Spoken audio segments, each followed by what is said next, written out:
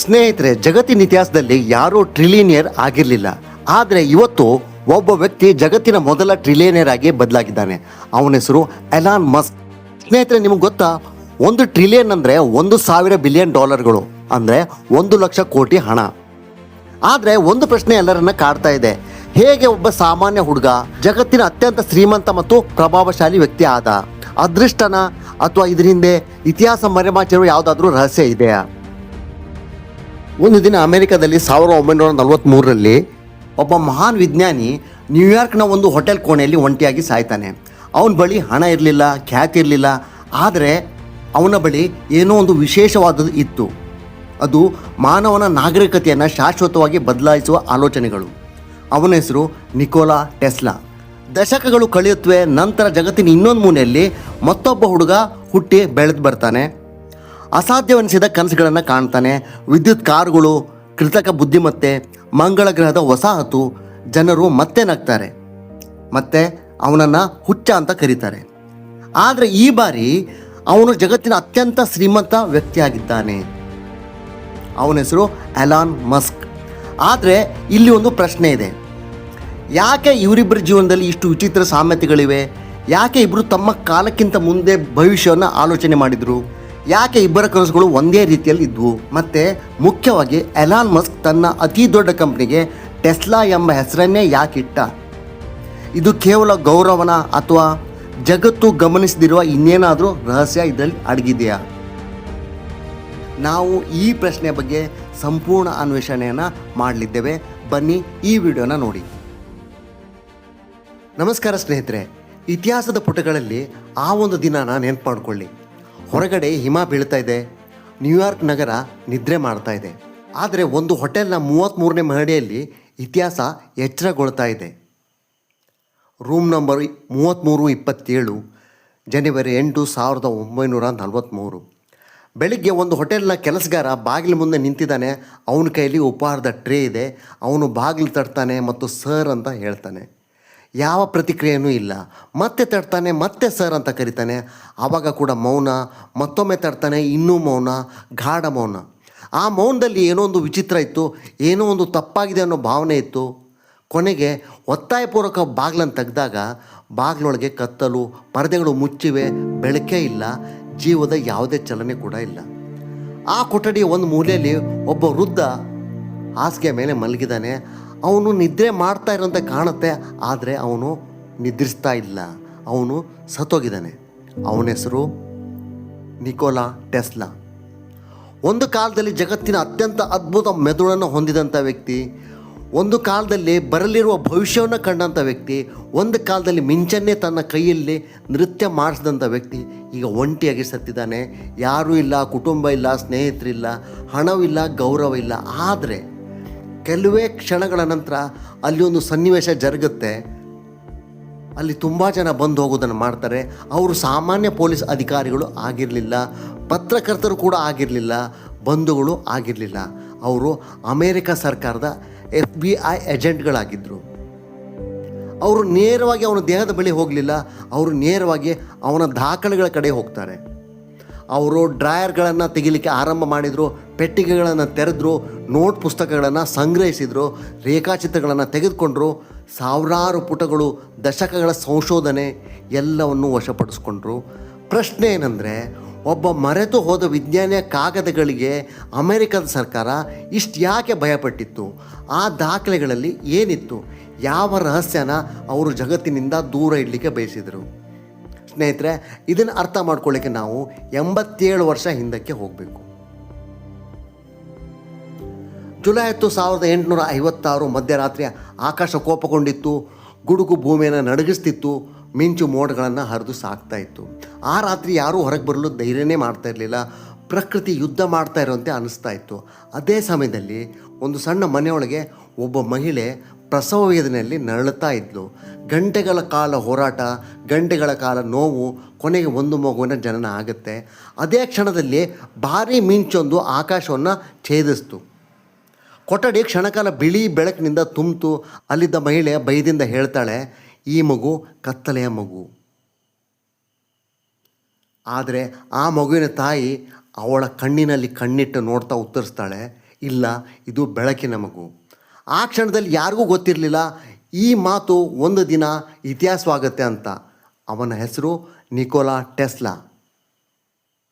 ಬಾಲ್ಯದಲ್ಲೇ ಅವನಲ್ಲಿ ಏನೋ ಒಂದು ವಿಭಿನ್ನತೆ ಇತ್ತು. ಇತರ ಮಕ್ಕಳು ಆಟಿಕೆಗಳನ್ನು ಆಡ್ತಾಯಿದ್ರೆ ಟೆಸ್ಲಾ ಅವು ಹೇಗೆ ಕೆಲಸ ಮಾಡುತ್ತವೆ ಅಂತ ಅರ್ಥ ಮಾಡ್ಕೊಳ್ತಿದ್ದ. ಇತರ ಮಕ್ಕಳು ಕನಸು ಕಾಣ್ತಾಯಿದ್ರು, ಟೆಸ್ಲಾ ತನ್ನ ಕನಸುಗಳನ್ನು ನಿರ್ಮಿಸ್ಕೊಳ್ತಾ ಇದ್ದ. ಅವನಿಗೊಂದು ವಿಚಿತ್ರವಾದ ಸಾಮರ್ಥ್ಯ ಇತ್ತು. ಅವನು ಕಣ್ಣು ಮುಚ್ಚಿದರೆ ಯಂತ್ರಗಳು ಅವನ ಮನಸ್ಸಿನೊಳಗೆ ಕಾಣಿಸ್ಕೊಳ್ತಾ ಇದ್ವು. ಕೇವಲ ಚಿತ್ರಗಳಾಗಿ ಅಲ್ಲ, ಜೀವಂತವಾಗಿ ತಿರುಗುತ್ತಾ, ಚಲಿಸುತ್ತಾ, ಕೆಲಸ ಮಾಡುತ್ತಾ ಆ ಯಂತ್ರಗಳು ಅವನೆದುರುಗಡೆ ನೃತ್ಯ ಮಾಡ್ತಾಯಿದ್ವು. ಅವನು ತನ್ನ ಮೆದುಳಿನೊಳಗೆ ಒಂದು ಸಂಪೂರ್ಣ ಯಂತ್ರವನ್ನು ನಿರ್ಮಿಸಬಲ್ಲವನಾಗಿದ್ದ, ಅದನ್ನು ಪರೀಕ್ಷಿಸಬಲ್ಲವನಾಗಿದ್ದ, ದೋಷ ಕಂಡುಹಿಡಿಯಬಲ್ಲವನಾಗಿದ್ದ ಮತ್ತು ಸರಿಪಡಿಸಬಲ್ಲವನಾಗಿದ್ದ. ಇವೆಲ್ಲ ಕಾಗದವಿಲ್ಲದೆ, ಪೆನ್ಸಿಲ್ ಇಲ್ಲದೆ ಮತ್ತು ಯಂತ್ರವಿಲ್ಲದೆ. ಜನ ಅವನನ್ನು ವಿಚಿತ್ರ ಅಂದ್ಕೊಂಡ್ರು, ಅವನನ್ನು ಹುಚ್ಚ ಅಂತ ಕರೆದ್ರು. ಆದರೆ ಅವರು ಒಂದು ವಿಷಯ ಅರ್ಥ ಮಾಡ್ಕೊಳ್ಳಿಲ್ಲ. ಅವರು ಒಬ್ಬ ಸಾಮಾನ್ಯ ಹುಡುಗನನ್ನು ನೋಡ್ತಾಯಿದ್ರು. ಆದರೆ ಭವಿಷ್ಯವನ್ನು ನೋಡುವ ಪ್ರತಿಯೊಬ್ಬರಿಗೂ ಒಂದು ಶಾಪ ಇರುತ್ತೆ, ಯಾರೂ ಅವರನ್ನು ನಂಬಲ್ಲ. ಮತ್ತು ಟೆಸ್ಲಾದ ಜೀವನವು ಅದಕ್ಕಿಂತ ಹೊರತಾಗಿರಲಿಲ್ಲ. ಯಾಕೆಂದರೆ ಕೆಲವೇ ವರ್ಷಗಳಲ್ಲಿ ಅವನು ಜಗತ್ತಿನ ಅತ್ಯಂತ ಶಕ್ತಿಶಾಲಿ ವ್ಯಕ್ತಿ ಎದುರು ನಿಲ್ಲಬೇಕಾಗಿತ್ತು. ಅವನ ಹೆಸರನ್ನು ಇತಿಹಾಸ ನೆನಪಿಸಿಕೊಂಡಿದೆ. ಆದರೆ ಅವನ ಮತ್ತು ಟೆಸ್ಲಾನ ನಡುವಿನ ಯುದ್ಧ ಮಾನವ ನಾಗರಿಕತೆಯ ಭವಿಷ್ಯವನ್ನೇ ಬದಲಿಸಿತು. ಅವನ ಹೆಸರು ಥಾಮಸ್ ಆಲ್ವಾ ಎಡಿಸನ್. 1884 ಅಮೆರಿಕದ ನ್ಯೂಯಾರ್ಕ್ ನಗರ. ಹೊಗೆ ಉಗುಳುವ ಕಾರ್ಖಾನೆಗಳು, ಕುದುರೆಗಾಡಿಗಳ ಸದ್ದು, ಎಲ್ಲೆಡೆ ಗದ್ದಲ, ಎಲ್ಲೆಡೆ ಕನಸುಗಳು ಮತ್ತು ಎಲ್ಲೆಡೆ ವಿದ್ಯುತ್. ಆದರೆ ಆ ವಿದ್ಯುತ್ ಹಿಂದೆ ಒಬ್ಬ ವ್ಯಕ್ತಿಯ ಹೆಸರಿತ್ತು, ಥಾಮಸ್ ಎಡಿಸನ್. ಆ ಕಾಲದಲ್ಲಿ ಅವನು ಕೇವಲ ವಿಜ್ಞಾನಿ ಅಲ್ಲ, ಅವನೊಂದು ಬ್ರ್ಯಾಂಡ್ ಆಗಿದ್ದ, ಅವನೊಂದು ಸಾಮ್ರಾಜ್ಯ ಆಗಿದ್ದ, ಅವನೊಂದು ಶಕ್ತಿ ಆಗಿದ್ದ. ಅಮೆರಿಕದ ಪತ್ರಿಕೆಗಳು ಅವನನ್ನು ವಿಜಾರ್ಡ್ ಆಫ್ ಮೆನ್ಲೋ ಪಾರ್ಕ್ ಅಂತ ಕರೀತಾ ಇದ್ವು. ಅವನ ಹೆಸರು ಕೇಳಿದ್ರೇ ಹೂಡಿಕೆದಾರರು ಹಣವನ್ನು ಇನ್ವೆಸ್ಟ್ ಮಾಡ್ತಾಯಿದ್ರು. ಅವನು ಏನಾದರೂ ಹೇಳಿದರೆ ಅವನ ಮಾತುಗಳನ್ನು ಜನರು ನಂಬ್ತಿದ್ರು. ಅವನು ಆ ಕಾಲದ ಜನರ ಕಣ್ಮಣಿಯಾಗಿದ್ದ, ಬ್ರ್ಯಾಂಡ್ ಅಂಬಾಸಿಡರ್ ಆಗಿದ್ದ. ಅದೇ ಸಮಯದಲ್ಲಿ ಒಬ್ಬ ಯುವಕ ಅಂಟಾರ್ಟಿಕ್ ಸಾಗರ ದಾಟಿ ಅಮೆರಿಕ ತಲುಪಿದ್ದ. ಅವನ ಜೇಬಿನಲ್ಲಿ ಹೆಚ್ಚು ಹಣ ಇರಲಿಲ್ಲ. ಅವನ ತಲೆಯಲ್ಲಿ ಒಂದು ಹೊಸ ಜಗತ್ತಿತ್ತು. ಅವನ ಹೆಸರು ನಮ್ಮ ಇವತ್ತಿನ ವಿಡಿಯೋದ ಹೀರೋ ನಿಕೋಲಾ ಟೆಸ್ಲಾ. ಹಡಗಿನಿಂದ ಇಳಿದಾಗ ಅವನ ಬಳಿ ಇದ್ದಿದ್ದು ಕೆಲವು ಡಾಲರ್, ಒಂದು ಶಿಫಾರಸು ಪತ್ರ ಮತ್ತು ಒಂದು ಕನಸು. ಆ ಪತ್ರದಲ್ಲಿ ಹೀಗೆ ಬರೆಯಲಾಗಿದೆ, ಸ್ನೇಹಿತರೆ, ನಾನು ಇಬ್ಬರು ಮಹಾನ್ ವ್ಯಕ್ತಿಗಳನ್ನು ಬಲ್ಲೆ. ಒಬ್ಬರು ನೀವು, ಇನ್ನೊಬ್ಬರು ಈ ಯುವಕ. ಆ ಪತ್ರ ಎಡಿಸನ್ನ ಕೈಗೆ ತಲುಪಿತು. ಮೊದಲ ಭೇಟಿಯಲ್ಲೇ ಎಡಿಸನ್ ಟೆಸ್ಲಾನ ಕಣ್ಣುಗಳನ್ನು ಗಮನಿಸ್ದ. ಆ ಕಣ್ಣುಗಳಲ್ಲಿ ವಿಚಿತ್ರವಾದ ಆತ್ಮವಿಶ್ವಾಸ ಇತ್ತು. ಭಯ ಇರಲಿಲ್ಲ, ಸಂಶಯ ಇರಲಿಲ್ಲ, ಒಂದು ವಿಚಿತ್ರ ನಿಶ್ಚಿತತೆ ಮಾತ್ರ ಇತ್ತು. ಅವನಿಗೆ ಎಲ್ಲ ಗೊತ್ತಿರುವಂತೆ, ಇತರರಿಗೆ ಕಾಣದ ಭವಿಷ್ಯ ಅವನ ಕಣ್ಣಿಗೆ ಕಾಣಿಸ್ತಾ ಇರುವಂತೆ. ಎಡಿಸನ್ ಅವನಿಗೆ ಕೆಲಸ ಕೊಟ್ಟ. ಆದರೆ ಅವನು ಮಾಡಿದ ಆ ನಿರ್ಧಾರ ಒಂದು ದಿನ ಅವನ ದೊಡ್ಡ ತಪ್ಪಾಗಲಿದೆ ಅಂತ ಅವನಿಗೆ ಗೊತ್ತಿರಲಿಲ್ಲ. ಮೊದಲ ಕೆಲವು ವಾರಗಳಲ್ಲಿ ಟೆಸ್ಲಾ ಎಲ್ಲರನ್ನೂ ಬೆರಗುಗೊಳಿಸ್ದ. ಇತರ ಇಂಜಿನಿಯರ್ಗಳು ವಾರಗಳ ಕಾಲ ತೆಗೆದುಕೊಳ್ಳುವ ಸಮಸ್ಯೆಗಳನ್ನು ಅವನು ಕೆಲವೇ ಗಂಟೆಗಳಲ್ಲೇ ಪರಿಹರಿಸ್ತಾ ಇದ್ದ. ಇತರರು ಯಂತ್ರಗಳನ್ನ ನೋಡ್ತಾ ಇದ್ದರು, ಟೆಸ್ಲಾ ವ್ಯವಸ್ಥೆಯನ್ನು ನೋಡ್ತಾ ಇದ್ದ. ಇತರರು ವರ್ತಮಾನವನ್ನು ಸರಿಪಡಿಸ್ತಾ ಇದ್ದರು, ಟೆಸ್ಲಾ ಭವಿಷ್ಯವನ್ನು ನಿರ್ಮಿಸ್ತಿದ್ದ. ರಾತ್ರಿ 2 ಗಂಟೆ, 3 ಗಂಟೆ, 4 ಗಂಟೆ ಎಲ್ಲರೂ ಮನೆ ಹೋಗ್ತಾಯಿದ್ರು. ಆದರೆ ಟೆಸ್ಲಾ ಅಲ್ಲೇ ಇರ್ತಾ ಇದ್ದ. ಅವನ ಕಣ್ಣುಗಳಲ್ಲಿ ಒಂದೇ ಗುರಿ, ಇದನ್ನು ಇನ್ನೂ ಉತ್ತಮವಾಗಿ ಮಾಡಬಹುದು. ಒಂದು ದಿನ ಎಡಿಸನ್ ಅವನನ್ನು ಕರೀತಾನೆ. ಅವನು ಹೇಳ್ತಾನೆ, ನಮ್ಮ ವಿದ್ಯುತ್ ವ್ಯವಸ್ಥೆಯಲ್ಲಿ ಒಂದು ದೊಡ್ಡ ಸಮಸ್ಯೆ ಇದೆ, ಇದನ್ನೇನಾದರೂ ನೀನು ಸರಿಪಡಿಸಿದರೆ. ಒಂದು ಕ್ಷಣ ಅವನು ನಿಂತು ಹೇಳ್ತಾನೆ, ನಿನಗೆ $50,000 ಕೊಡ್ತೇನೆ. $50,000. ಆ ಕಾಲದಲ್ಲಿ ಅದೊಂದು ದೊಡ್ಡ ಅದೃಷ್ಟ, ಒಂದು ಜೀವನವನ್ನು ಬದಲಿಸುವಂಥ ಒಂದು ದೊಡ್ಡ ಮೊತ್ತ. ಟೆಸ್ಲಾ ಆ ಸವಾಲನ್ನು ಒಪ್ಕೊಂಡ. ಮುಂದಿನ ಕೆಲವು ತಿಂಗಳು ಅವನು ಬಹುತೇಕ ನಿದ್ರೆನೇ ಮರ್ತ. ದಿನ ರಾತ್ರಿ ಅವನ ಜೀವನವೇ ಒಂದು ಪ್ರಯೋಗಾಲಯವಾಗಿ ಬಿಡ್ತು. ಕಣ್ಣಿನ ಕೆಳಗೆ ಕಪ್ಪು ಒಲೆಗಳು ಮೂಡಿದ್ದು, ಕೈಗಳು ನಡುಕ್ತಿದ್ವು. ಆದರೆ ಅವನು ನಿಲ್ಲೇ ಇಲ್ಲ. ಕೊನೆಗೆ ಒಂದು ದಿನ ಕೆಲಸ ಮುಗೀತು, ವ್ಯವಸ್ಥೆ ಸುಧಾರಿಸ್ತು, ಸಮಸ್ಯೆಗೆ ಪರಿಹಾರ ಸಿಕ್ತು, ಕಂಪ್ನಿಗೆ ದೊಡ್ಡ ಲಾಭ ಆಯಿತು. ಟೆಸ್ಲಾ ನೇರವಾಗಿ ಎಡಿಸನ್ನ ಕಚೇರಿಗೆ ಹೋಗ್ತಾನೆ. ಅವನ ಮುಖದಲ್ಲಿ ದಣಿವಿತ್ತು, ಆದರೆ ಹೆಮ್ಮೆ ಕೂಡ ಇತ್ತು. ಅವನು ತನ್ನ ಕೆಲಸ ಮುಗಿಸಿದ್ದ. ಈಗ ವಾಗ್ದಾನದ ಸಮಯ. ಅವನು ಕೇಳ್ದ, ನನ್ನ $50,000. ಎಡಿಸನ್ ಅವನನ್ನು ನೋಡ್ದ. ನಂತರ ಜೋರಾಗಿ ನಗಲಿಕ್ಕೆ ಪ್ರಾರಂಭ ಮಾಡ್ದ. ಸಣ್ಣ ನಗು, ಆಮೇಲೆ ದೊಡ್ಡ ನಗು. ಎಡಿಸನ್ ಹೇಳ್ತಾನೆ, ಟೆಸ್ಲಾ, ನೀನಿನ್ನೂ ಅಮೇರಿಕದ ಹಾಸ್ಯವನ್ನೇ ಅರ್ಥ ಮಾಡಿಕೊಂಡಿಲ್ಲ. ಕೊಠಡಿ ಮೌನವಾಗಿತ್ತು. ಕೆಲವು ಕ್ಷಣಗಳ ಕಾಲ ಟೆಸ್ಲಾ ಏನೂ ಮಾತಾಡಲಿಲ್ಲ. ಅವನಿಗೆ ಅರ್ಥನೇ ಆಗಲಿಲ್ಲ. ನಂತರ ನಿಧಾನವಾಗಿ ಸತ್ಯ ಗೊತ್ತಾಯಿತು. ಅದು ವಾಗ್ದಾನ ಇರಲಿಲ್ಲ, ಅದು ಕೇವಲ ತಮಾಷೆ ಆಗಿತ್ತು. ಕನಿಷ್ಠ ಎಡಿಸನ್ ಹಾಗೆ ಹೇಳ್ತಾ ಇದ್ದ. ಆ ಕ್ಷಣದಲ್ಲಿ ಟೆಸ್ಲಾ ಕೇವಲ ಹಣ ಕಳ್ಕೊಂಡಿರಲಿಲ್ಲ, ಅವನು ಇನ್ನೂ ಏನೋ ದೊಡ್ಡದನ್ನು ಕಳ್ಕೊಂಡಿದ್ದ. ನಂಬಿಕೆ, ಗೌರವ ಮತ್ತು ತನ್ನ ಗುರು ಎಂದುಕೊಂಡ ವ್ಯಕ್ತಿಯ ಮೇಲಿನ ವಿಶ್ವಾಸವನ್ನೇ ಅವನು ಕಳ್ಕೊಂಡಿದ್ದ. ಆ ದಿನ ಇಬ್ಬರು ವಿಜ್ಞಾನಿಗಳ ಮಧ್ಯೆ ಇದ್ದ ಸಂಬಂಧ ಸತ್ತೋಯ್ತು. ಆದರೆ ಅದೇ ದಿನ ಮತ್ತೊಂದು ವಿಷಯ ಹುಟ್ಟಿತು, ಒಂದು ಮಹಾನ್ ಯುದ್ಧ, ಇತಿಹಾಸದ ಅತ್ಯಂತ ಪ್ರಸಿದ್ಧ ತಾಂತ್ರಿಕ ಯುದ್ಧ. ಅದು ಕೇವಲ ಎರಡು ವ್ಯಕ್ತಿಗಳ ನಡುವೆ ಅಲ್ಲ, ಎರಡು ಆಲೋಚನೆಗಳ ನಡುವೆ, ಎರಡು ಭವಿಷ್ಯಗಳ ನಡುವೆ. ಒಂದು ಕಡೆ ಎಡಿಸನ್, ಅವನ ಬಳಿ ಹಣ ಮತ್ತು ಪ್ರಭಾವ, ಮಾಧ್ಯಮ, ಸಾಮ್ರಾಜ್ಯ. ಇನ್ನೊಂದು ಕಡೆ ಟೆಸ್ಲಾ, ಅವನ ಬಳಿ ಯಾವುದೂ ಇರಲಿಲ್ಲ, ಒಂದು ಆಲೋಚನೆ ಹೊರತುಪಡಿಸಿ. ಆದರೆ ಆ ಆಲೋಚನೆ ಜಗತ್ತನ್ನೇ ಬದಲಿಸಬಲ್ಲದು. ಅದು AC ವಿದ್ಯುತ್. ಮತ್ತು ಕೆಲವೇ ವರ್ಷಗಳಲ್ಲಿ ಆ ಆಲೋಚನೆ ಇಡೀ ಅಮೆರಿಕವನ್ನು 2 ಭಾಗಗಳಾಗಿ ವಿಭಜಿಸಲಿದೆ. ಅದು ಇತಿಹಾಸದಲ್ಲಿ ಒಂದು ಮಹಾನ್ ಹೆಸರಿನಿಂದ ಪ್ರಸಿದ್ಧವಾಗಲಿದೆ, ದ ವಾರ್ ಆಫ್ ಕರೆಂಟ್ಸ್. ಆದರೆ ಆ ಯುದ್ಧದಲ್ಲಿ ಎಡಿಸನ್ ಗೆಲ್ಲಲು ಏನು ಬೇಕಾದರೂ ಮಾಡಲಿಕ್ಕೆ ಸಿದ್ಧಿದ್ದ, ಏನು ಬೇಕಾದರೂ. ಆದರೆ ನಿಜವಾದ ಯುದ್ಧ ಅವರಿಬ್ಬರ ಮಧ್ಯೆ ಇರಲಿಲ್ಲ, ಅವರ ಆಲೋಚನೆಗಳ ನಡುವೆ ಇತ್ತು. ಎಡಿಸನ್ ಬಳಸ್ತಿದ್ದ ವ್ಯವಸ್ಥೆ ಹೆಸರು DC, ಅಂದರೆ ಡೈರೆಕ್ಟ್ ಕರೆಂಟ್. ಅದು ಕೆಲಸ ಮಾಡ್ತಾಯಿತ್ತು. ಆದರೆ ಒಂದು ಸಮಸ್ಯೆ ಇತ್ತು, ವಿದ್ಯುತ್ ಬಹಳ ದೂರ ಪ್ರಯಾಣಿಸಲಿಕ್ಕೆ ಸಾಧ್ಯ ಆಗ್ತಿರಲಿಲ್ಲ. ಕೆಲವು ಕಿಲೋಮೀಟರ್ಗಳಿಗೆ ಒಂದು ಹೊಸ ವಿದ್ಯುತ್ ಕೇಂದ್ರ ಬೇಕಾಗ್ತಿತ್ತು. ಅಂದರೆ ಹೆಚ್ಚು ಹಣ, ಹೆಚ್ಚು ವೆಚ್ಚ, ಹೆಚ್ಚು ಸಮಸ್ಯೆಗಳು. ಟೆಸ್ಲಾ ಹೇಳಿದ, ಇದು ಭವಿಷ್ಯನೇ ಅಲ್ಲ. ಅವನು AC ವಿದ್ಯುತ್ ಬಗ್ಗೆ ಮಾತಾಡಲಿಕ್ಕೆ ಪ್ರಾರಂಭ ಮಾಡ್ದ. AC ವಿದ್ಯುತ್ ಅಂದರೆ ಅಲ್ಟರ್ನೇಟಿಂಗ್ ಕರೆಂಟ್. ಅವನ ಪ್ರಕಾರ ವಿದ್ಯುತ್ 100 ಕಿಲೋಮೀಟರ್ಗೂ ಹೆಚ್ಚು ದೂರ ಸುಲಭವಾಗಿ ಹೋಗಬಲ್ಲದು. ಇಡೀ ದೇಶವನ್ನು ಸಂಪರ್ಕಿಸಬಹುದು. 4 ಹಳ್ಳಿಗಳಿಗೂ ಬೆಳಕು ತಲುಪಬಹುದು. ಮೊದಲಿಗೆ ಜನ ನಕ್ಕರು, ಅಸಾಧ್ಯ, ಇದು ಕೆಲಸ ಮಾಡಲ್ಲ, ಅವನು ಕನಸು ಕಾಣ್ತಾ ಇದ್ದಾನೆ ಅಂತೆಲ್ಲ ಹೇಳಿ ಅವನನ್ನು ತಮಾಷೆ ಮಾಡಿದರು. ಆದರೆ ಟೆಸ್ಲಾ ನಗಲಿಲ್ಲ, ಏಕೆಂದರೆ ತನ್ನ ತಲೆಯಲ್ಲಿ ಅವನು ಈಗಾಗಲೇ ಭವಿಷ್ಯವನ್ನು ನೋಡಿದ್ದ. ಆದರೆ ಒಂದು ದೊಡ್ಡ ಸಮಸ್ಯೆ ಇತ್ತು. ಎಡಿಸನ್, ಅವನ ಸಂಪೂರ್ಣ ಸಾಮ್ರಾಜ್ಯ DC ಮೇಲೆ ನಿಂತಿತ್ತು. ಟೆಸ್ಲಾ ಗೆದ್ದರೆ ಎಡಿಸನ್ ಕೋಟ್ಯಾಂತರ $, ಕಳ್ಕೊಳ್ತಾ ಇದ್ದ. ಅವನ ಸಾಮ್ರಾಜ್ಯ ಕುಸಿತಿತ್ತು ಮತ್ತು ಅವನ ಹೆಸರು ಮಸುಕಾಗ್ತಾಯಿತ್ತು. ಅದಕ್ಕಿಂತ ಮುಖ್ಯವಾಗಿ ಜಗತ್ತು ಅವನನ್ನು ತಪ್ಪಂತ ಸಾಬೀತುಪಡಿಸ್ತಿತ್ತು. ಅದನ್ನು ಒಪ್ಕೊಳ್ಳಿಕ್ಕೆ ಎಡಿಸನ್ ಸಿದ್ಧ ಇರಲಿಲ್ಲ. ಆ ಸಮಯದಲ್ಲಿ ಅಮೆರಿಕದ ಪತ್ರಿಕೆಗಳಲ್ಲಿ ವಿಚಿತ್ರ ಸುದ್ದಿಗಳು ಕಾಣಿಸಿಕೊಳ್ಳಲು ಪ್ರಾರಂಭವಾದವು. ಇದಕ್ಕೆ ಕಾರಣ ಎಡಿಸನ್. ಅವನ ಜನರನ್ನು ದಾರಿ ತಪ್ಪಿಸಲಿಕ್ಕೆ AC ವಿದ್ಯುತ್ ಅಪಾಯಕಾರಿ, AC ವಿದ್ಯುತ್ ಕೊಲ್ಲಬಹುದು, AC ವಿದ್ಯುತ್ ಜನರಿಗೆ ಭಯಾನಕ ಅಪಾಯ ಅಂತ ಪ್ರಚಾರ ಮಾಡಲಿಕ್ಕೆ ಪ್ರಾರಂಭ ಮಾಡಿದರು. ಇದನ್ನು ನೋಡಿ ಜನ ಭಯಪಡಲಿಕ್ಕೆ ಆರಂಭ ಮಾಡಿದರು. ತಾಯಂದಿರು ಮಕ್ಕಳಿಗೆ ಎಚ್ಚರಿಕೆ ನೀಡಿದರು. ವ್ಯಾಪಾರಿಗಳು ಅನುಮಾನ ಪಡಲಿಕ್ಕೆ ಪ್ರಾರಂಭ ಮಾಡಿದರು. ಹೂಡಿಕೆದಾರರು ಹಿಂದು ಸರಿಯಲು ನಿರ್ಧಾರ ಮಾಡಿದರು. ಆದರೆ ಇದು ಕೇವಲ ಆರಂಭ ಆಗಿತ್ತು. ಒಂದು ದಿನ ಏನಾದಂದರೆ, ಒಂದು ಸಾರ್ವಜನಿಕ ಪ್ರದರ್ಶನದಲ್ಲಿ ಸುತ್ತ 100 ಜನ ನಿಂತಿದ್ದರು, ಪತ್ರಕರ್ತರಿದ್ದರು, ಕ್ಯಾಮ್ರಾಗಳಲ್ಲಿದ್ದು. ಎಡಿಸನ್ನ ಒಂದು ತಂಡ ಒಂದು ನಾಯಿಯನ್ನು ತಂದು ನಿಲ್ಲಿಸ್ತು. ನಂತರ AC ವಿದ್ಯುತ್ ಬಳಸಲಾಯಿತು. ಕೆಲವೇ ಕ್ಷಣಗಳಲ್ಲಿ ಪ್ರಾಣಿ ಸತ್ತೋಯ್ತು. ಜನ ಬೆಚ್ಚಿ ಬಿದ್ದರು. ಮುಂದಿನ ವಾರ ಮತ್ತೊಂದು ಪ್ರದರ್ಶನ, ಇನ್ನೊಂದು ಪ್ರಾಣಿ, ನಂತರ ಇನ್ನೊಂದು ಪ್ರದರ್ಶನ, ಮತ್ತೊಂದು ಪ್ರಾಣಿ. ಹೀಗೆ ಎಲ್ಲವೂ ಒಂದೇ ಒಂದು ಸಂದೇಶಕ್ಕಾಗಿ, AC ಅಪಾಯಕಾರಿ ಮತ್ತು AC ಭಯಾನಕ. ಜನ ಇದನ್ನು ನಂಬಲಿಕ್ಕೆ ಪ್ರಾರಂಭ ಮಾಡಿದರು. ಭಯ ಯಾವಾಗಲೂ ಸತ್ಯಕ್ಕಿಂತ ವೇಗವಾಗಿ ಹರಡುತ್ತೆ. ಆದರೆ ಎಡಿಸನ್ ಒಂದು ವಿಷಯವನ್ನು ಮರೆತಿದ್ದ. ವಿಜ್ಞಾನಕ್ಕೆ ಒಂದು ವಿಚಿತ್ರ ಅಭ್ಯಾಸ ಇದೆ, ಅದು ಕೊನೆಗೆ ಸತ್ಯದ ಕಡೆ ತಿರುಗುತ್ತೆ. ಯಾರೇ ಆದರೂ ಅದನ್ನು ತಡೆಯಲು ಪ್ರಯತ್ನಿಸಿದರೂ ಕೂಡ ಅದು ಸತ್ಯದ ಕಡೆ ತಿರುಗುತ್ತೆ. ಆ ಸಮಯದಲ್ಲಿ ಟೆಸ್ಲಾ ಒಬ್ಬನೇ ಇರಲಿಲ್ಲ, ಒಬ್ಬ ವ್ಯಕ್ತಿ ಅವನ ಮೇಲೆ ಅಪಾರ ನಂಬಿಕೆ ಇಟ್ಟಿದ್ದ. ಅವನ ಹೆಸರು ಜಾರ್ಜ್ ವೆಸ್ಟಿಂಗ್ ಹೌಸ್. ಅವನು ಟೆಸ್ಲಾನ ಕಲ್ಪನೆಗಳನ್ನು ಕೇಳ್ದ, AC ಬಗ್ಗೆ ಕೇಳ್ದ. ನಂತರ ಹೇಳ್ದ, ಇದು ಕೆಲಸ ಮಾಡುತ್ತೆ. ಆ ಒಂದು ವಾಕ್ಯ ಟೆಸ್ಲಾನ ಜೀವನವನ್ನು ಬದಲಿಸ್ತು. ಮೊದಲ ಬಾರಿಗೆ ಯಾರೋ ಒಬ್ಬರು ಅವನ ಭವಿಷ್ಯನ ನಂಬಿದ್ರು. ನಂತರ ಇಬ್ಬರು ಸೇರಿ ಕೆಲಸ ಮಾಡ್ತಾರೆ. ಪ್ರತಿದಿನ ಹೊಸ ಆರೋಪ, ಪ್ರತಿದಿನ ಹೊಸ ಭಯ, ಪ್ರತಿದಿನ ಹೊಸ ಪ್ರಚಾರ. ಅಮೇರಿಕ 2 ಭಾಗಗಳಾಗಿ ವಿಭಜನೆ ಆಗಿತ್ತು. ಒಂದು ಕಡೆ DC, ಇನ್ನೊಂದು ಕಡೆ AC. ಯಾರಿಗೂ ಗೊತ್ತಿರಲಿಲ್ಲ ಯಾರು ಗೆಲ್ತಾರೆ ಅಂತ. ಒಂದು ದಿನ ರಾತ್ರಿ ಮತ್ತೊಂದು ವಿಶೇಷವಾದ ಪ್ರದರ್ಶನ. ಆಕಾಶ ಕತ್ತಲಾಗಿತ್ತು. ಜನರು ಉಸಿರು ಬಿಗಿಡಿದು ನಿಂತಿದ್ದರು. ಯಾರೂ ಮಾತಾಡ್ತಾ ಇರಲಿಲ್ಲ.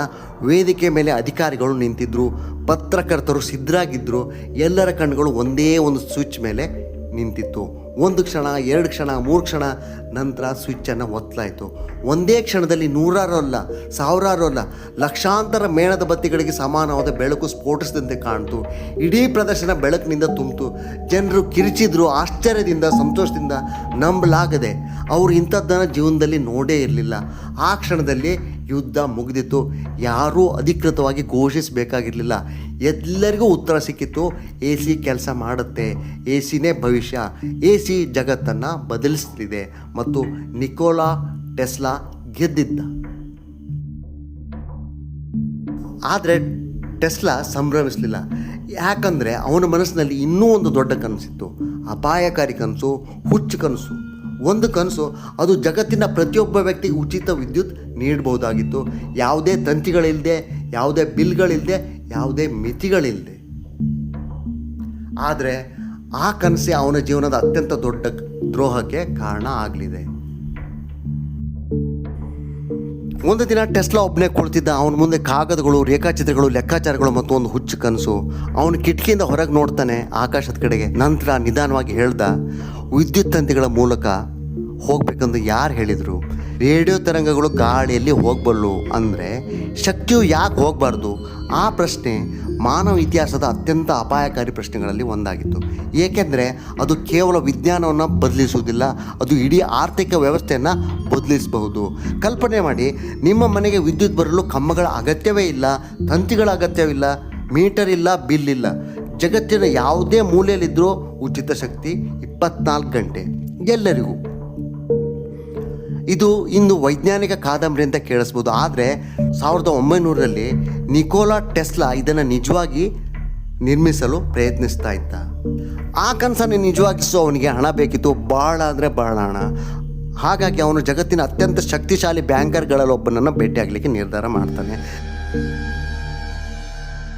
ನ್ಯೂಯಾರ್ಕ್ ನಗರ ಐಷಾರಾಮಿ ಕಚೇರಿ, ದಪ್ಪ ಮರದ ಬಾಗಿಲುಗಳು, ಚಿನ್ನದ ಅಲಂಕಾರಗಳು, ಅಧಿಕಾರದ ವಾಸನೆ. ಅಲ್ಲಿದ್ದ ವ್ಯಕ್ತಿಯ ಹೆಸರು JP ಮೋರ್ಗನ್. ಆ ಕಾಲದಲ್ಲಿ ಜಗತ್ತಿನ ಅತ್ಯಂತ ಪ್ರಭಾವಶಾಲಿ ಹೂಡಿಕೆದಾರ. ಮೋರ್ಗನ್ ಟೆಸ್ಲಾನ ಒಂದು ಮಾತು ಕೇಳ್ದ. ಅವನ ಯೋಜನೆ ನೋಡ್ದ, ಅವನ ಕನಸನ್ನು ಕೇಳ್ದ. ನಂತರ ಹೇಳ್ದ, ಇದು ಕೆಲಸ ಮಾಡುತ್ತಾ? ಟೆಸ್ಲಾ ಯಾವುದೇ ಸಂದೇಹ ಇಲ್ಲದೆ ಉತ್ತರಿಸ್ತಾನೆ, ಎಸ್, ಖಂಡಿತವಾಗ್ಲೂ ಇದು ಕೆಲಸ ಮಾಡುತ್ತೆ. ಮೋರ್ಗನ್ ಸ್ವಲ್ಪ ಸಮಯ ಯೋಚಿಸಿದ. ನಂತರ ಹಣವನ್ನು ಕೊಟ್ಟ. ಆ ಕ್ಷಣದಲ್ಲಿ ಇತಿಹಾಸದ ಚಕ್ರ ತಿರುಗಿಸಲಿಕ್ಕೆ ಆರಂಭ ಆಯಿತು. ಇದರ ಭಾಗವಾಗಿ ಟೆಸ್ಲಾ ನ್ಯೂಯಾರ್ಕ್ನ ಲಾಂಗ್ ಐಲ್ಯಾಂಡ್ನಲ್ಲಿ ನಿಧಾನವಾಗಿ ಒಂದು ಬೃಹತ್ ಗೋಪುರ ನಿರ್ಮಿಸಲಿಕ್ಕೆ ಪ್ರಾರಂಭ ಮಾಡ್ದ. ವಾರ್ಡೆನ್ ಕ್ಲಿಫ್ ಟವರ್. ಸುಮಾರು 187 ಅಡಿ ಎತ್ತರ, ಭೂಮಿಯ ಒಳಗಡೆ ಆಳವಾದ ಉಕ್ಕಿನ ರಚನೆ, ಮೇಲೆ ಒಂದು ಬೃಹತ್ ಲೋಹದ ಗುಂಬಜ. ಜನರು ಅದನ್ನು ನೋಡಿದರು, ಆದರೆ ಅದರ ನಿಜವಾದ ಉದ್ದೇಶ ಯಾರಿಗೂ ಅರ್ಥವಾಗಲಿಲ್ಲ. ಟೆಸ್ಲಾನ್ ಪ್ರಕಾರ ಈ ಗೋಪುರ ಕೇವಲ ಸಂದೇಶವನ್ನು ಮಾತ್ರ ಕಳಿಸಲ್ಲ, ಇದು ವಿದ್ಯುತ್ ಶಕ್ತಿಯನ್ನು ಕೂಡ ಜಗತ್ತಿನಾದ್ಯಂತ ಹರಡುತ್ತೆ. ಉಚಿತವಾಗಿ, ತಂತಿಗಳಿಲ್ಲದೆ, ಯಾವುದೇ ದೇಶಕ್ಕೆ, ಯಾವುದೇ ವ್ಯಕ್ತಿಗೆ ಇದು ವಿದ್ಯುತ್ ಶಕ್ತಿಯನ್ನು ಕಳಿಸುತ್ತೆ. ಒಂದು ವೇಳೆ ಅದು ನಿಜ ಆಗಿದ್ದರೆ ವಿದ್ಯುತ್ ಕಂಪನಿಗಳ ಭವಿಷ್ಯನೇ ಬದಲಾಗ್ತಿತ್ತು. ಆದರೆ ಇಂಥ ಯೋಜನೆಗೆ ಹಣ ಹಾಕಿದ್ಯಾರು? Banker JP Morgan. ಸ್ವಲ್ಪ ಸಮಯ ಕಳೆಯುತ್ತೆ, ನಂತರ ಎಲ್ಲೋ ಬದಲಾಗುತ್ತೆ. ಮಾರ್ಗನ್ಗೆ ಒಂದು ಸಮಸ್ಯೆ ಕಾಣಿಸ್ತು. ಏನಂದರೆ, ಜನರಿಗೆ ಉಚಿತವಾಗಿ ವಿದ್ಯುತ್ ಸಿಕ್ಕರೆ ಅದರಿಂದ ಲಾಭ ಗಳಿಸೋದಾದರೂ ಹೇಗೆ? ಮೀಟ್ರ್ ಹಾಕೋದು ಹೇಗೆ? ಬಿಲ್ ವಸೂಲಿ ಮಾಡೋದು ಹೇಗೆ? ಮತ್ತು ಹಣವನ್ನು ಸಂಪಾದಿಸೋದು ಹೇಗೆ? ಆ ಕ್ಷಣದಲ್ಲೇ ಟೆಸ್ಲಾನ ಕನಸಿನ ವಿರುದ್ಧ ಗಡಿಯಾರ ಓಡಲಿಕ್ಕೆ ಪ್ರಾರಂಭ ಮಾಡ್ತು. ಮಾರ್ಗನ್ ಹಣಕಾಸಿನ ಬೆಂಬಲವನ್ನು ಹಿಂತುಕೊಂಡ. ಹೊಸ ಹೂಡಿಕೆದಾರರು ಬರಲಿಲ್ಲ, ಸಾಲಗಳು ಹೆಚ್ಚಾಗತೊಡಗಿದ್ವು, ನಿರ್ಮಾಣ ನಿಧಾನವಾಯಿತು. ಒಂದು ದಿನ ಕೆಲಸ ಸಂಪೂರ್ಣವಾಗಿ ನಿಂತೋಗುತ್ತೆ. ವಾರ್ಡೆನ್ ಕ್ಲಿಫ್ ಟವರ್ ಮೌನವಾಗಿ ನಿಂತುಬಿಡ್ತು, ಒಂದು ವಿಫಲ ಕನಸಿನ ಸ್ಮಾರಕದಂತೆ. 1917ರಲ್ಲಿ ಗೋಪುರವನ್ನು ಸ್ಫೋಟಕಗಳಿಂದ ಕೆಡವಲಾಯಿತು. ಇಂದು ಇತಿಹಾಸಕಾರರು ಇನ್ನೂ ಚರ್ಚಿಸ್ತಾರೆ, ಟೆಸ್ಲಾದ ಯೋಜನೆ ನಿಜವಾಗೂ ಕೆಲಸ ಮಾಡ್ತಿತ್ತ ಅಥವಾ ಅದು ಅಸಾಧ್ಯವಾಗಿದ್ದ ಕನಸಾಗಿತ್ತ? ನಾವು ಬಹುಶಃ ಎಂದೂ ಖಚಿತವಾಗಿ ತಿಳಿಲಾರೆವು, ಏಕೆಂದರೆ ಆ ಕನಸು ಪೂರ್ಣಗೊಳ್ಳುವ ಮೊದಲೇ ನಾಶ ಆಯಿತು. ಆದರೆ ಯಾರಿಗೂ ಗೊತ್ತಿರಲಿಲ್ಲ, ಅದು ಕೇವಲ ಒಂದು ಗೋಪುರದ ಅಂತ್ಯವಲ್ಲ, ಅದು ಟೆಸ್ಲಾನ ಜೀವನದ ತಿರುವು. ಅಲ್ಲಿಂದ ನಂತರ ಅವನು ನಿಧಾನವಾಗಿ ಜಗತ್ತಿನಿಂದ ದೂರವಾಗಲು ಆರಂಭಿಸಿದ. ಆದರೆ ಇನ್ನೂ ವಿಚಿತ್ರ ಘಟನೆಗಳು ನಡೀಲಿಕ್ಕೆ ಬಾಕಿ ಇದ್ದವು. ಒಂದು ಅಂತಿಮ ರಹಸ್ಯ ಉಳಿದಿತ್ತು. ಅದು ಅವನ ಜೀವನದ ಅತ್ಯಂತ ವಿವಾದಾತ್ಮಕ ಆವಿಷ್ಕಾರ. ಕೆಲವರು ಅದನ್ನು ಸೂಪರ್ ಆಯುಧ ಅಂತ ಕರೆದ್ರು, ಇನ್ನು ಕೆಲವರು ಅದನ್ನು ಕಲ್ಪನೆ ಅಂದರು. ಆದರೆ ಟೆಸ್ಲಾ ಅದನ್ನು ಟೆಲಿಫೋರ್ಸ್ ಅಂತ ಕರೀತಾ ಇದ್ದ. ಆದರೆ ಜಗತ್ತು ಅದನ್ನು ಕರೆದದ್ದು ಡೆತ್ ರೇ ಅಂತ ಹೆಸರಿನಿಂದ. 1930ರ ದಶಕ. ನಿಕೋಲಾ ಟೆಸ್ಲಾ ಈಗ ವೃದ್ಧನಾಗಿದ್ದ. ಹಣ ಇರಲಿಲ್ಲ, ಪ್ರಯೋಗಾಲಯ ಇರಲಿಲ್ಲ, ಜಗತ್ತು ಅವನನ್ನು ಬಹುತೇಕ ಮರೆತಿತ್ತು. ಆದರೆ ಒಂದು ದಿನ ಅವನು ಪತ್ರಕರ್ತರನ್ನು ಕರೆದು ಒಂದು ವಿಚಿತ್ರ ಘೋಷಣೆ ಮಾಡ್ದ. ನಾನು ಒಂದು ಹೊಸ ರಕ್ಷಣಾ ವ್ಯವಸ್ಥೆಯನ್ನು ಕಂಡುಹಿಡಿದಿದ್ದೇನೆ. ಅದು ಯಾವುದೇ ದೇಶದ ಶತ್ರು ವಿಮಾನವನ್ನು 100 ಕಿಲೋಮೀಟರ್ ದೂರದಿಂದನೇ ನಾಶಪಡಿಸಬಲ್ಲದು ಅಂತ. ಪತ್ರಕರ್ತರು ಬೆಚ್ಚಿಬಿದ್ದರು, ಜನರು ಆಶ್ಚರ್ಯಗೊಂಡರು, ಸರ್ಕಾರಗಳು ಗಮನ ಹರಿಸಿದವು. ಟೆಸ್ಲಾ ಈ ವ್ಯವಸ್ಥೆಯನ್ನು ಟೆಲಿಫೋರ್ಸ್ ಅಂತ ಕರೀತಾ ಇದ್ದ. ಆದರೆ ಪತ್ರಿಕೆಗಳು ಅದನ್ನು ಡೆತ್ ರೇ ಅಂತ ಕರೆದ್ವು, ಸಾವಿನ ಕಿರಣ.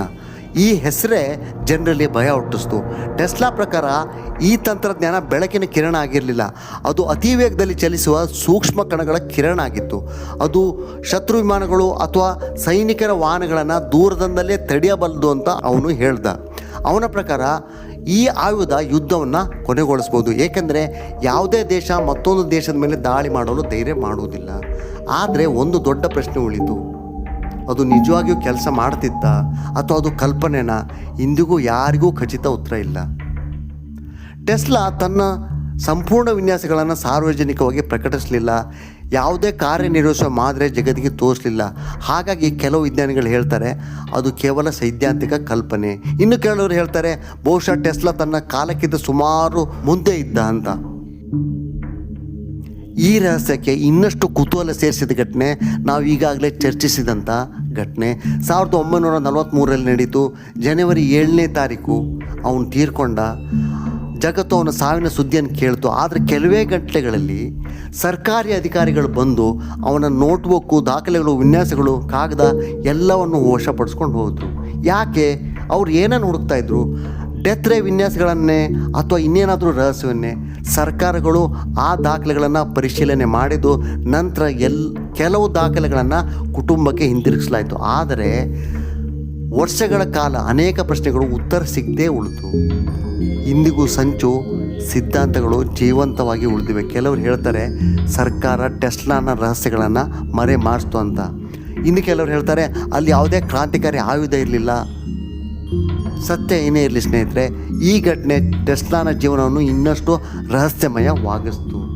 ಟೆಸ್ಲಾ ನಿಧನ ಆದಾಗ ಅವನ ಬಳಿ ದೊಡ್ಡ ಸಂಪತ್ತಿರಲಿಲ್ಲ, ಯಶಸ್ವಿ ಕಂಪನಿಗಳಿರಲಿಲ್ಲ, ಅರಮನೆಗಳಿರಲಿಲ್ಲ. ಅವನು ಒಬ್ಬಂಟಿಯಾಗಿದ್ದ ಮತ್ತು ಜಗತ್ತು ಅವನನ್ನು ಮರೆತಿತ್ತು. ಆದರೆ ನಿಧಾನವಾಗಿ ಜಗತ್ತು ಒಂದು ಸತ್ಯವನ್ನು ಅರಿಯತೊಡಗಿತು. ನಾವು ಪ್ರತಿದಿನ ಬಳಸುವ ವಿದ್ಯುತ್ ವ್ಯವಸ್ಥೆ ಹಿಂದೆ ಟೆಸ್ಲಾ ಇದ್ದ. ವೈರ್ಲೆಸ್ ಸಂವಹನದ ಕನಸಿನ ಹಿಂದೆ ಟೆಸ್ಲಾ ಇದ್ದ.